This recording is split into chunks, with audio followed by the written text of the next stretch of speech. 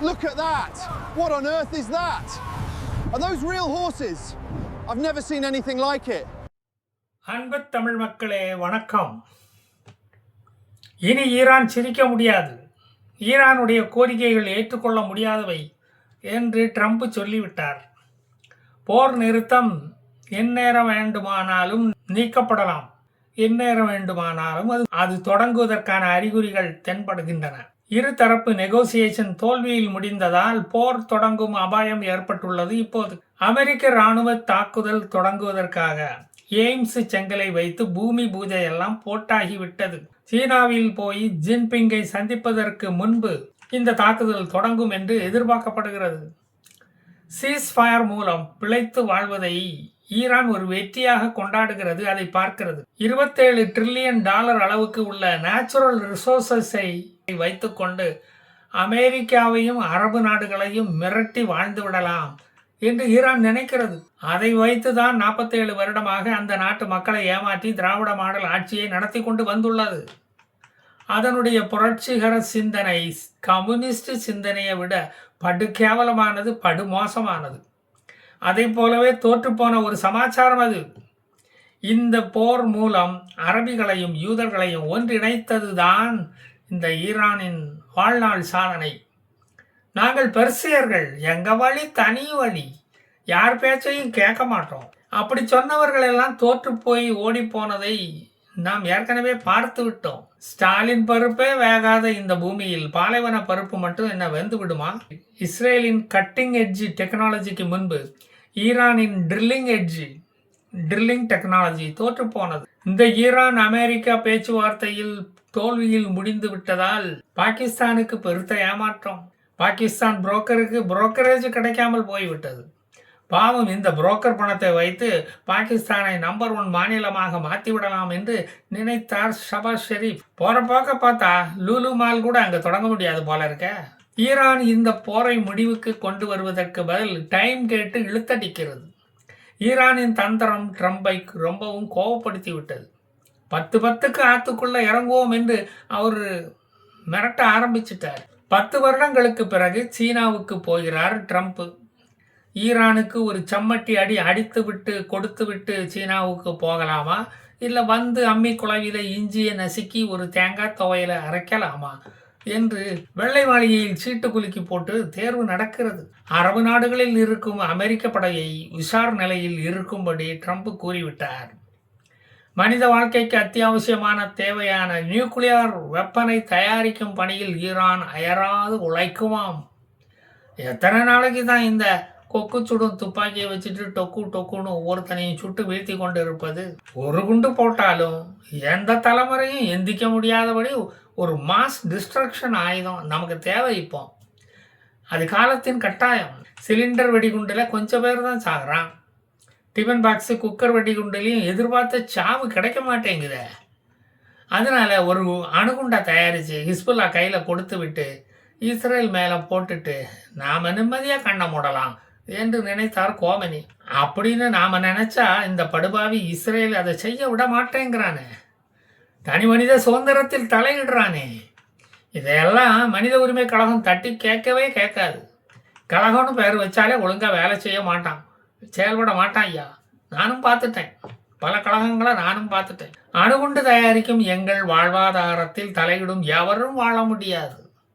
தொடர்ந்து அழிந்து கொண்டேதான் இருப்பீர்கள், நாங்களும் அழித்து கொண்டேதான் இருப்போம். மிடில் ஈஸ்டில் கடைசி இஸ்லாமியன் இருக்கும் வரை அது நடந்து கொண்டேதான் இருக்கும். நிம்மதியாக எவனையும் கஞ்சி குடிக்க விட மாட்டோம். முகாம் நடத்தி கூட்டாஞ்சோறு தான் திங்கணும், அதுதான் போடுவோம். எந்த மியூசிக்குக்கும் நாங்கள் நடனம் ஆட மாட்டோம். நாங்கள் மிஷின் கன் சத்தத்துக்கு தான் டான்ஸ் ஆடுவோம். பரதநாட்டியம், குச்சிப்புடி நடனத்துக்கு நாங்கள் எதிரிகள், பரம எதிரிகள்.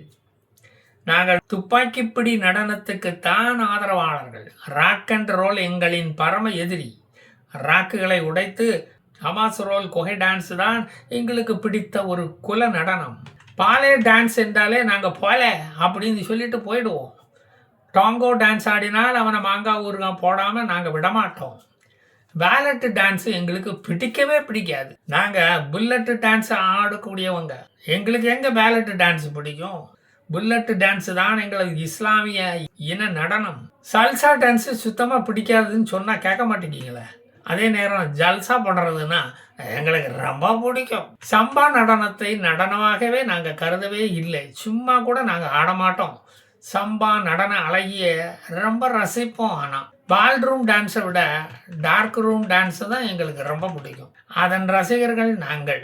பங்கரா டான்ஸு பிடிக்கவே பிடிக்காது. நாங்கள் அதனால தான் பங்கரை கொத்து போட்டு புரோட்டா போடும் நடனத்தை எங்களுடைய நாட்டில் நடத்திக்கிட்டு இருக்கோமே. அதைத்தான் நாங்கள் விதிமுறையாக வச்சுருக்கோம். எந்த பெல்லி டான்ஸுக்கும் இந்த கில்லி மயங்க மாட்டான். டிஸ்கோ டான்ஸுக்கு இவன் மயங்கவே மாட்டான். லேண்ட்மைன் டிஸ்க் நடனத்துக்கு தான் அவன் மயங்குவான். எங்க வழி தனி வழி சொன்னா கேளுங்கப்பா. யாரும் கிட்ட வர முடியாது, தெரிஞ்சுதா? கோமரி உயிரோடு இருக்கும்போது ஒரு துண்டு பிரசுரம் ஒன்றை வெளியிட்டார், தெரியுமா? அதன் தலைப்பு என்னவென்றால் ஜியோனிஸ்ட் ரெஜிம் ஏன் அழிக்கப்பட வேண்டும் என்பதுதான் அந்த நோட்டீஸில் இருந்தது. அதில் சொல்லப்பட்ட விஷயங்கள் என்ன தெரியுமா?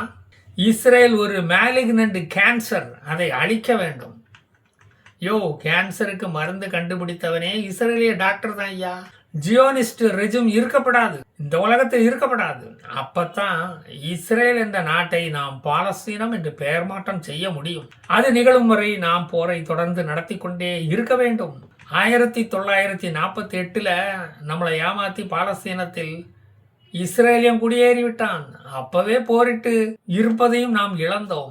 1967 அதை எதிர்த்து கேட்டு நாம் போரிட்ட போது கோலன் ஹைட்ஸ் பகுதியை பிடித்து வைத்து கொண்டான் ஐயா. தரமாட்டேங்கிறான் இன்னைக்கு வரைக்கும். 1995 ஓஸ்லோ அக்காடுக்கு பிறகும் முன்னாலேயும் கிழக்கு பகுதியில் உள்ள மேற்கு கரை என்ற நிலப்பகுதியை பிடிச்சு வச்சுக்கிட்டு யூதர்களை அங்கே கொண்டு போய் குடியேற்றி விட்டான் ஐயா. எத்தனை முறை நாம் அவனுடன் போரிட்ட போதும் ஒரு தடவை கூட தோற்று போய் அந்த நிலத்தை நமக்கு இந்தா வச்சுக்கோ அப்படின்னு அவன் தரவில்லையே. அப்படிப்பட்டவனுடன் என்ன உறவு வேண்டி கிடக்கிறது? 2025 சிரியாவின் பகுதிகளை பிடிச்சு வச்சுக்கிட்டான். நம்ம கிட்ட விளையாட்டு காட்டுறான். அங்க இருந்து கொண்டு நம்மளையே வேவு பார்க்கறான், பைனாக்குலர் வச்சு பார்க்கறான். அது கூட பரவாயில்ல. யூதனை அறிவாளியாகவும் இஸ்லாமியனை அடிமுட்டாளாகவும் இந்த உலகத்துக்கு கோடிட்டு காட்டிக்கொண்டு இருக்கிறானே. தனி மனித ரகசியங்களை இப்படி ஊரறிய சொல்லலாமா? வெஸ்ட் பேங்கை சுற்றி தடுப்பு சுவர் எழுப்பி நம்மளை கல்லெறிய விடாமல் தடுத்து விட்டான். இதனால் இஸ்ரேல் போலீஸு காயம் இல்லாமல் காரில் வலம் வருகிறான். இப்படி இஸ்லாமிய கல்லறி கலாச்சாரத்தையே கொச்சைப்படுத்தி நம்மளை அசிங்கப்படுத்தி விட்டானே இந்த இஸ்ரேலியன்.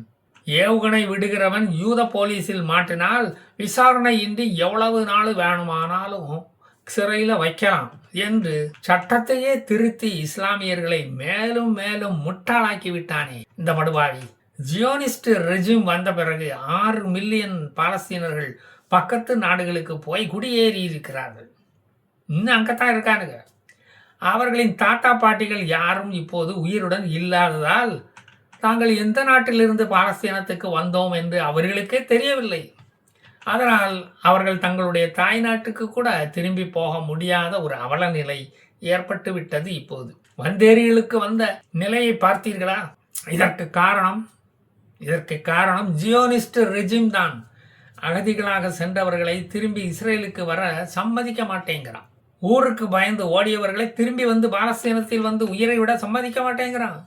எங்க சொந்த நாட்டில் நாங்க சாகுறோயான்னு சொன்னா கூட எங்களை உள்ள விட மாட்டேங்கிறான். காசா பகுதியில இருந்து வெஸ்ட் பேங்க் பகுதிக்கு ஓடி போனவர்களை கூட மறுபடியும் காசாவுக்கு திரும்பி செல்ல அனுமதிக்க மாட்டேங்கிறான்னா பாத்துக்குங்க. லீவ்ல எங்க மாமா வீட்டுக்கு வெக்கேஷனுக்கு வந்தோம் என்று சொன்னா கூட கேட்க மாட்டேங்கிறானே. காசாவிலே இருந்து நீங்க சாக வேண்டியதானே, எதுக்கு இங்க வந்த அப்படின்னு சொல்லாம சொல்றான்யா. நியூக்ளியர் நான் ப்ரோலிஃபரேஷன் ட்ரீட்டியில் கையெழுத்து போடாம நம்மளை கையெழுத்து போட சொல்றான். கை நாட்டுனா கூட ஈஸியாக வச்சிடலாம், கையெழுத்து போட சொல்றான் ஐயா. அதுக்கு நீ எவ்வளவு ட்ரைனிங் எடுக்கணும் தெரியுமா என்று இந்த தற்குறிகளுக்கு தெரிய மாட்டேங்குது. டக்குன்னு ஒரு கையெழுத்தை போட முடியுமா? உபயோகப்படுத்திய யுரேனியத்தை காசா பகுதியிலும் யுரேனிய கழிவுகளை லெபனான் பகுதியிலையும் கொண்டு வந்து கொட்டி அங்கே புதைச்சி வச்சுக்கிட்டு இருக்கான் ஐயா இந்த இஸ்ரேலியன். எனக்கு அப்போவே ஒரு டவுட்டு, எங்களுக்கு அப்போவே ஒரு டவுட் வந்துடுச்சு. குண்டடிபட்டும் சாகாமல் இருக்கிறவன் இந்த ரேடியேஷனில் சாகட்டும் என்று நினைக்கிறானோ என்னவோ. இது என்ன ஒரு படுக்காளித்தனமான வேலை. ஈரான் மேல தாக்குதல் நடத்தி நம்மிடம் இருக்கும் அணு ஆயுதங்களை யூஸ் பண்ண சொல்லி தூண்டுறான் ஐயா. எந்த ஒரு பீஸ் டீலும் நம்மோடு போட மறுக்கிறான் இந்த இஸ்ரேலுக்கு. எந்த டீலு போட்டாலும் அமெரிக்கா கூட போய் போடுறான். காசாவை ஒரு அப்பார்த்தீடு ஸ்டேட்டாகத்தான் யூதன் பார்க்கிறான். ஜியா முஸ்லீமும் சன்னி முஸ்லீமும் ஒருத்தர் வெறுப்பதற்கு நிறவரிதான் காரணம் என்பது செயற்கையாக சொல்லப்படுவது. அது இயற்கையாக வந்த வெறுப்பியா. ஆனா நாம யூதனை வெறுப்பதற்கு காரணம் நிறவரி அல்ல, இனவெறி என்பதை இந்த மக்கள் இஸ்ரேலியன் புரிஞ்சிக்கவே மாட்டேங்கிறான். என்று தனியும் இந்த சுதந்திர தாகம் நான் போய் கேட்டுக்கிட்டு வாரேன். முடிஞ்சா அதுக்கு ஒரு தேதி குறிச்சுக்கிட்டு வாரேன். வரட்டா? ஜெய் ஹிந்த்.